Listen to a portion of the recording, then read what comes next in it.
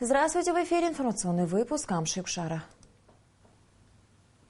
Сегодня в программе «Партии в консультативном совете. За и против». Президент провел встречу по вопросам организации работы Совета. Должны собрать 10 тысяч подписей. Инициативная группа подала заявление в ЦИК о проведении референдума. Памяти героя. Дурипшские школьники посетили место гибели Рудика Твамба. Президент Рауль Хаджимба встретился с руководителями политических партий и общественных объединений для обсуждения вопросов, связанных с организацией работы политического консультативного совета при президенте Абхазии. На встрече обсуждались вопросы персонального состава консультативного совета, рассматривались различные предложения участников встречи о возможности доработки положения о политическом консультативном совете, чтобы повысить эффективность этой структуры. Подробности в репортаже Белы Кварчи. Открывая встречу, президент Рауль Хаджимба подчеркнул, что консультативный совет должен стать эффективным инструментом взаимодействия между различными политическими силами в стране и властью. Президент предложил обсудить принципы, по которым организации смогут вступить в совет. По мнению Рауля Хаджимба, в нем должны участвовать как политические партии, так и общественные объединения. Если бы мы избрали только партийный принцип, за бортом совета оказались бы и остались бы общественные организации, которые достаточно активны на нашем политическом пространстве, но пока они не преобразовались в политические партии. Что касается принятия рекомендаций Совета, мы предложили принцип большинства от состава Совета, при том, что иные позиции будут фиксироваться в протоколе. Кажется мне, это логичный подход, но если есть иные предложения, давайте будем их рассматривать. Естественно, мы видим работу Совета прозрачной. Она будет освещаться государственными СМИ в том формате, который мы вместе сочтем целесообразным. И принятые рекомендации и иные мнения будут также публиковаться. Вокруг вопроса о том, насколько целесообразно участие в консультативном совете общественных объединений, разгорелась дискуссия. Сергей Шамба, лидер партии «Единая Абхазия», подчеркнул, что в совете должны быть только партии, и призвал выстроить нормальную партийную систему с выборами по партийной системе и по партийным спискам. С мнением «Единой Абхазии» выразила солидарность и экономическая партия Абхазии. Для того, чтобы значение партии увеличить, придать им большую значимость, мы считаем, что в этом совете должны быть политические партии. Я вообще не понимаю, для чего нужны общественно-политические движения. Общественно-политические движения создавались в тот период, когда, значит, на постсоветском пространстве еще не была создана нормальная политическая система, не было политических нормальных партий. Тогда еще как в переходный период создавали общественно-политические организации. Организация должна быть или общественная, или политическая. Если она политическая, то она должна быть партией. Если некоторые организации хотят участвовать в политической жизни страны, пускай оформляются как партии. Я только этот процесс только приветствую. Любые общественные организации, которые создаются, общественные движения, они же создаются узконаправленно. Речь идет здесь о том, чтобы давать определенные консультации по политическим различным вопросам. Мы же не будем здесь обсуждать неполитические вопросы. В то же время другие участники встречи приводили аргументы против, хотя и в этой точке зрения, по мнению председателя Народной партии Абхазии Якуба Лакоба, есть свой резон. Почему есть резон? Потому что партия и в смысле сложности порядка создания ее, значит, персональное членство и многие другие моменты. И партийная страница вообще куда сложнее, чем ОПД и ОД. Но и аккумулируется, как правило, не без исключения, как правило, больше информации и все прочее. Но есть здесь другая сторона, серьезная сторона. Зачем закрывать двери перед теми, кому есть что сказать? Глава администрации президента Астамур Тани дал определение сути и целям консультативного совета. Его задача через вот этих людей, которые влияют на общественное мнение, лидерами общественного мнения являются по различным аспектам, помочь сформировать картину и, исходя из этой картины, вырабатывать рекомендации. Все, политический консультативный совет, он не призван участвовать в выборах. Представители общественных объединений, соответственно, выступили за участие в Совете общественных организаций и тоже привели свои доводы. Считаем, что люди формируются, может кто-то с кем-то будет объединяться в политическую партию, может быть считает нужным остановиться на том этапе, на котором сейчас находится. Пусть показывают свою деятельность, люди покажут свой интерес или свое доверие или недоверие к политической партии или к общественной организации. Все зависит от идей и от предложений. Форма-то тут особой роли не играет на самом деле. Любая политическая партия – это борьба за власть. Давайте честно говорить. Правильно? Любая политическая партия – это борьба за власть. Мы за власть бороться не собираемся. Мы хотим высказывать свое мнение и говорить какие-то вещи с нашей стороны. Вы хотите, чтобы ветеранские организации вообще не были представлены? В дискуссию вмешался и президент. Он объяснил, почему настаивает на том, чтобы в Совете приняли участие общественные организации. Я могу открыто вам заявить, когда мы начали на первом этапе создавать возможность такого политического консультативного совета, первые предложения, которые были услышаны мною со стороны оппозиционных сил, было условие участия ряда общественных организаций, входящих в этот блок. Сказать им «нет» – это было бы похоже на то, что мы их отодвигаем. Поэтому мы сказали, мы готовы разговаривать со всем спектром, который есть сегодня в Абхазии. Президент выразил сожаление в связи с отказом ряда оппозиционных организаций участвовать в дискуссии по вопросам общенационального значения и вновь подтвердил, что двери консультативного совета открыты для тех, кто на данном этапе отказывается войти в его состав. После утверждения президентом персонального состава совета будет проведено первое заседание этого совещательного и консультативного органа. Белла Кварчи, Алексея Гухава, Абхазское телевидение. Инициативная группа граждан подала заявление в Центральную избирательную комиссию о проведении референдума о необходимости проведения досрочных выборов президента Абхазии. По словам председателя Центризбиркома Батала Табагуа, заявление в ЦИК принято в соответствии с законом о всенародном голосовании. В течение 15 суток в Центральной избирательной комиссии завершат работу по регистрации членов инициативной группы и выдаче им соответствующих удостоверений. Чтобы заявление было направлено президенту и в парламент республики, инициаторам необходимо собрать не менее 10 тысяч подписей единомышленников. Обратились мы в Центральную избирательную комиссию для инициирования вопроса о проведении референдума в Абхазии.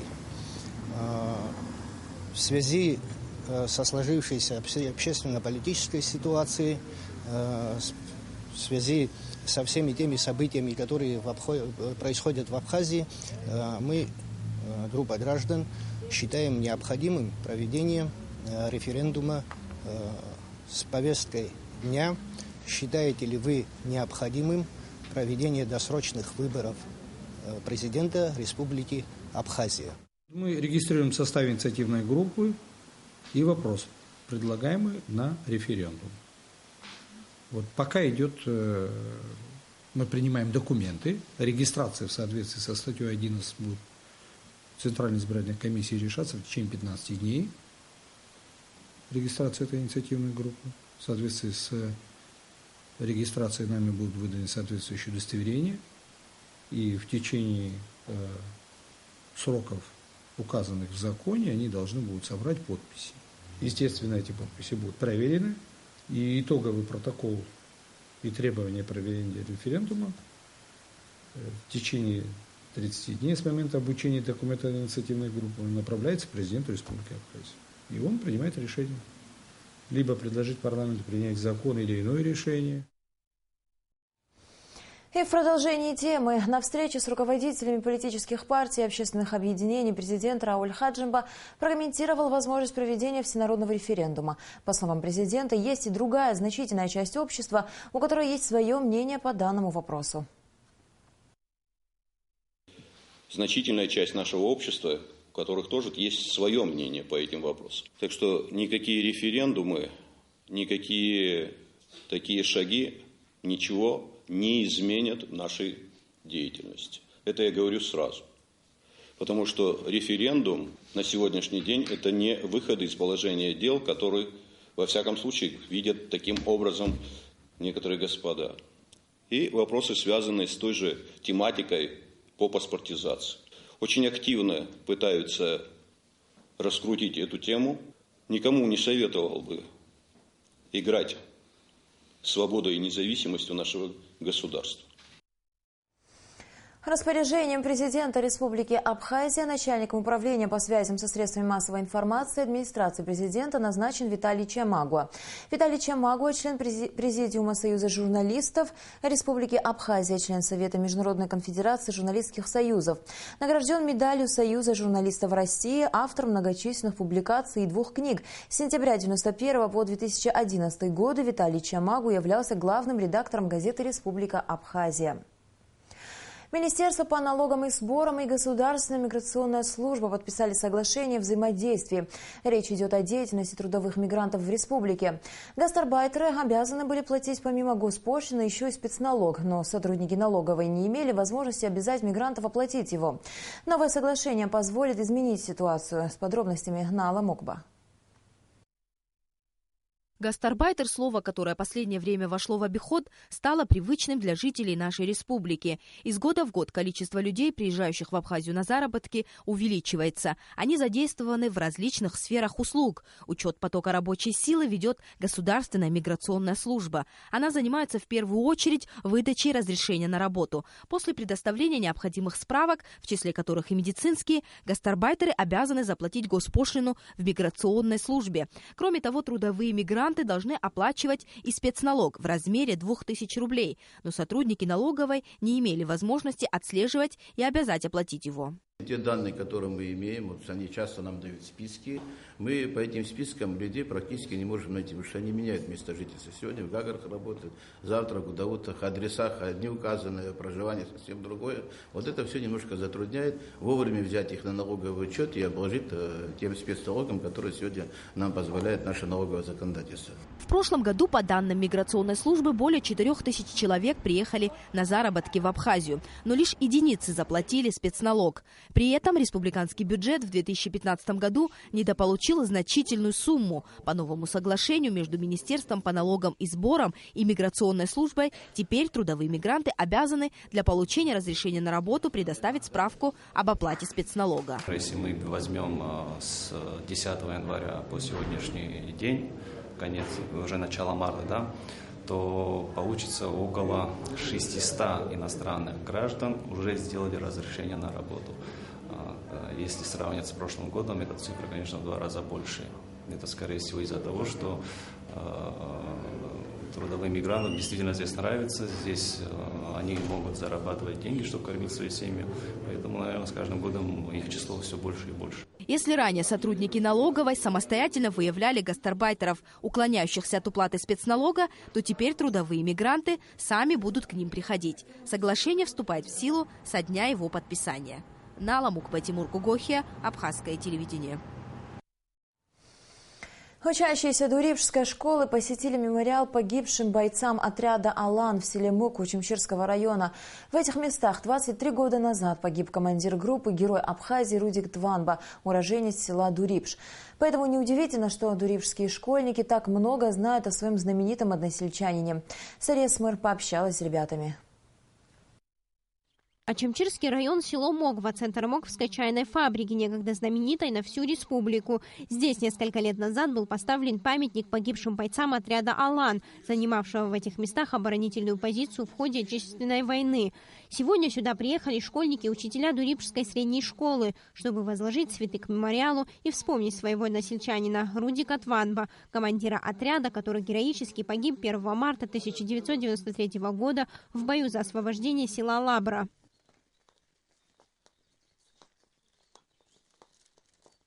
Когда началась война, 30-летний Рудик Тванба одним из первых вступает в народное ополчение. Он был в числе бойцов Бзыбского оборонительного рубежа, делал вылазки в составе диверсионных групп, отважно сражался за освобождение Гагры.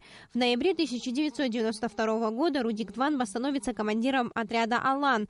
Благодаря его умелым действиям и заботе о подчиненных, группа практически всегда выходила из боя без потерь. О своем командире однополчане вспоминают с особенной теплотой. Рудик обладал особой силой характера, решимостью и не боялся погибнуть ради Родины, говорят они. Кучма — это в переводе «волк». Так мы его называли. Впереди себе он никогда не давал, чтобы кто-то стоял. Всегда впереди стоял. Всегда был примером. Всегда был такой спокойный дипломат. Со всеми находил общий язык. Не только воины, которые с ним жили, но и все люди местные, которые здесь жили, все его любили, все его уважали. Учащиеся Дурипшской средней школы многое знают о Рудике Тванба. В школе, где много лет назад учился герой, часто рассказывают о нем и даже проводят открытые уроки. Про этого человека я знаю, что он был очень хорошим, он воевал за свою родину. В первые дни он встал за родину. Мы положили цветы к его памятнику, где написано его имя, но это для нас очень большое значение. Далее мероприятие продолжилось в 5-й Тхорчалской школе. Здесь одному из младших классов было присвоено имя Рудика Тванба. Гости привезли в дар школе стенгазету и альбом с фотографиями воина. Рассказали биографию героя, прочитали стихи.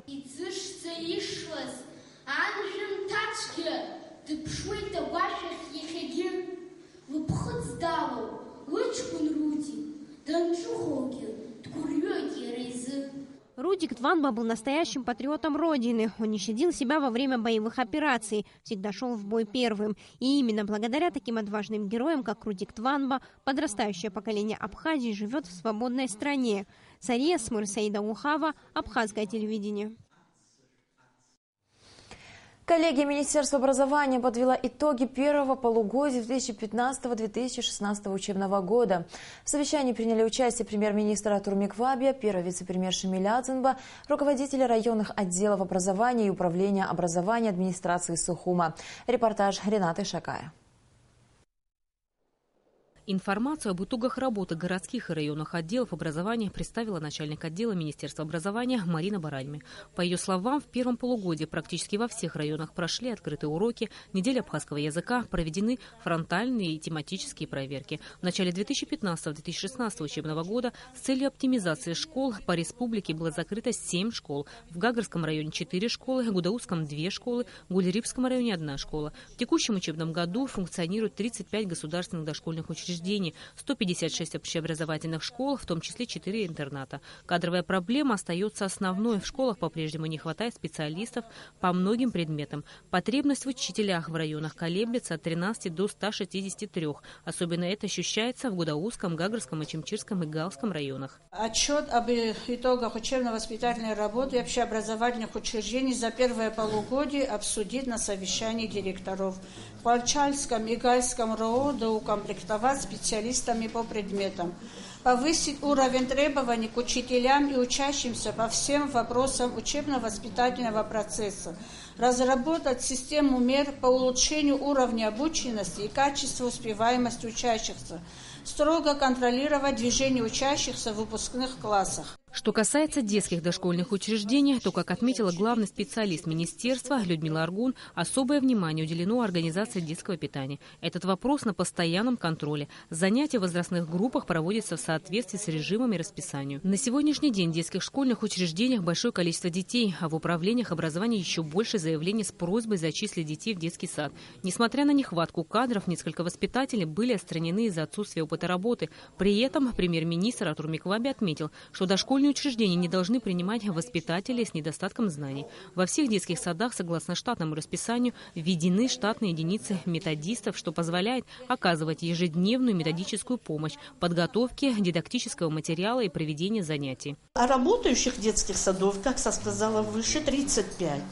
Контингент детей составляет 4345 посещают. Количество групп 190.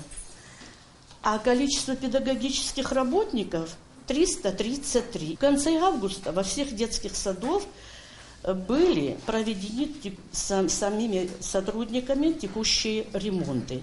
В сентябре-октябре шло комплектация детских садов.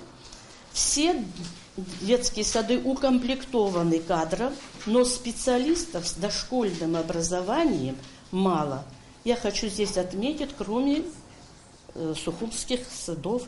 Что касается деятельности учебных заведений среднего профессионального образования, за первое полугодие 2015-2016 учебного года укомплектованность профессиональных образовательных учреждений преподавателями и мастерами производственного обучения и их образовательный уровень достаточно высок. В учебных заведениях профессионального образования работают 114 преподавателей и мастеров производственного обучения. По данным 2014-2015 учебного года, среди выпускников 11 классов, а это более 2000 человек, в учебные заведения профессионального образования поступило 10%. По словам главного специалиста Министерства образования и науки, если будет продолжаться спад числа поступающих, то это неминуемо повлечет за собой новые кадровые проблемы. Когда мы говорим об образовательном учреждении, конечно, самый главный момент – это учебный процесс и качество специалистов, которых мы выпускаем. Сегодня школа может выпустить и золотого медалиста, и с аттестатом, с отличием, используя только мел и доску. Но когда мы говорим о начальном и среднем профессиональном образовании, к сожалению, там очень важна, ну, может быть, не к сожалению, но к сожалению, потому что у нас ситуация такая, там очень важна материально-техническая база. Если ранее учащиеся 10-11 классов могли переводиться из одной школы в другую, то теперь без разрешения Министерства образования этого нельзя будет сделать, отметил, подытоживая заседание, министр образования Адгур Какуба. На коллегии также обсуждалось состояние библиотечного фонда в общеобразовательных школах, вопросы, касающиеся составления билетов по истории Абхазии для выпускников экзаменов, результаты проверки учебно-воспитательного процесса Калдахуарской школы-интернат, итоги проверки соблюдения требований, положения золотой и серебряной медалях за особые успехи в учебе. Рената Шакая, Роберт Ломи, Абхазское телевидение. И в завершении выпуска о погоде.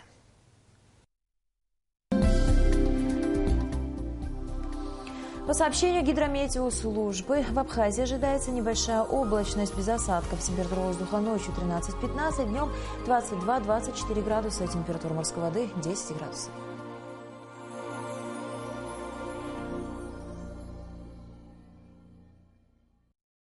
На этом наш выпуск завершен. До скорых встреч в эфире.